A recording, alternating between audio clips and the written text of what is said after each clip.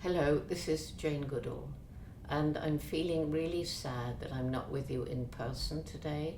It's the first International Day of Peace that I haven't been in New York for many, many years, but I'm with another group of wonderful young people in Atlanta, and we're all thinking of you today.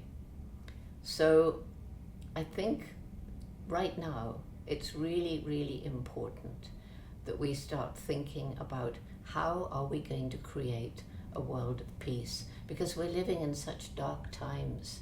There's war and violence everywhere, and not only are we harming each other, but we're harming Mother Nature too. And everywhere we're destroying forests and other habitats, we're polluting the ocean, and we're in the middle of the sixth great extinction. I don't think we can ever have a world of peace until we learn to live in harmony with Mother Nature. Actually, we're part of the natural world. We're not separate from it.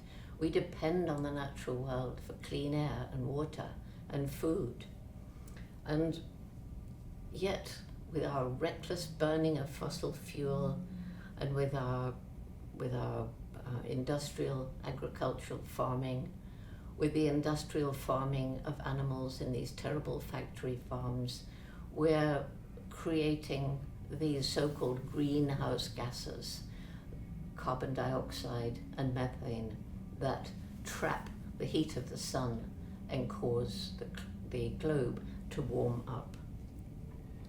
And this climate crisis that we now know is everywhere, it's all around us, it's affecting everyone, is something which we really, really have to try and do something to slow it down, or else your future is in jeopardy. So we must act. And there's three main problems.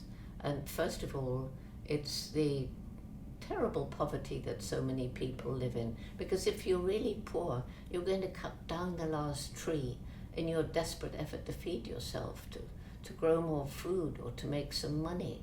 You're going to catch the last fish in the ocean because you have to eat. And then there's the unsustainable lifestyle of the rest of us who have more than we need. And in many places, we're using up the finite resources of the natural world faster than Mother Nature can replenish them. And on top of that, we have a growing human population.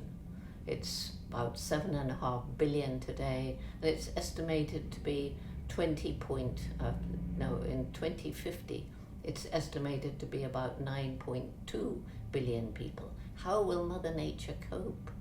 These are things that we simply have to tackle. And when we think about the problems of the world, I think we feel sort of helpless and hopeless, and many people simply don't know what to do, so they do nothing and they fall into apathy. But I believe the most important message that I can give all of you today is that every single one of you, every single one of us, makes an impact on the planet every single day. And if we think about the little choices we make, what do we buy, what do we eat, what do we wear, where did it come from, how was it made, did it harm the environment, did it lead to cruelty to animals, is it cheap because of child slave labor or sweatshops somewhere else? If we all start making ethical choices, even small ones, collectively, this will start to move us towards a better world, a world where we're closer to living in harmony with nature and with each other. So what must we do? Well, we can boycott companies that produce their products in ways that harm the environment or increase poverty. And so do the other products that we choose to buy that are made more ethically, do they cost a bit more? Maybe they do. But then we will value them more and we will waste less, because the waste on the planet today from the rich nations is truly shocking. The size of the landfills, the way we buy stuff that we don't really need and then we cast it aside while other people are living in poverty. And then we must support those politicians who are desperately trying and working to make legislation, to make laws that will protect the environment. And so often people are elected into government, and then when they make these laws, it means that we have to tighten our belts, and then people stop supporting them, and so the politician changes. So fortunately, I do believe there's a window of time when we can change, when we can slow down climate change. And my reasons for hope, it's first of all of you, because everywhere I go in the world, I find young people who understand the problems, who are empowered to take action, and are literally changing the world every single day. And secondly, there's the resilience of nature, places that we have destroyed. Give them time, give them perhaps some help, and once again, they can support nature, plants and animals can return. May not be the same as before, but it will be an awful lot better.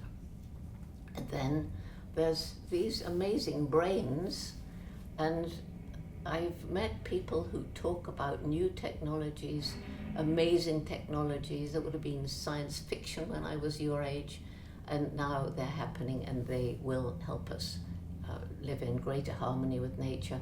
And in our own lives, we're thinking about our own individual ecological footprints, trying to step lightly on the planet for the sake of tomorrow. That's the problem that we've made. We've made choices that benefit me now, my next political campaign, the next shareholders meeting, instead of how will this choice benefit future generations and help the planet today. And finally, there's that indomitable spirit, which means that people tackle things that seem impossible and they won't give up and they succeed. So there is this window of time. If we get together, we can really slow down climate change and create a better world for all your children and grandchildren and theirs. But we've got to get together and take action now.